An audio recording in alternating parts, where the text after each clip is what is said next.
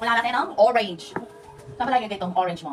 Hello mga mare, so ngayon naman ay mag-arrange kami ng fruits namin dito sa Tupperware na lalagyan.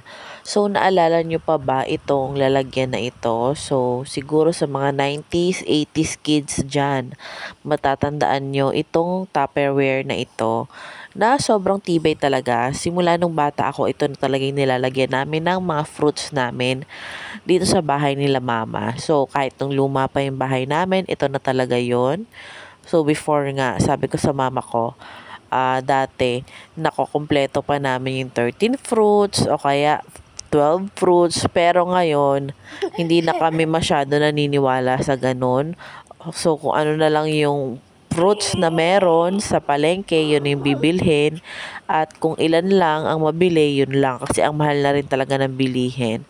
So, sabi nga nila, nasa Diyos ang awa, nasa tao ang gawa. So, kung wala kang gagawin, hindi ka saswertehin. So, ganun lang siya.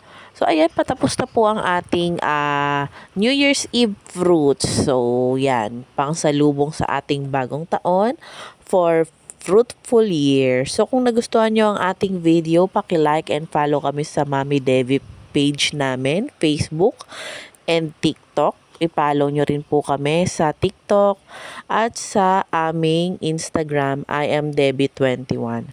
So, ayun lang. Salamat sa panonood sa aming videos.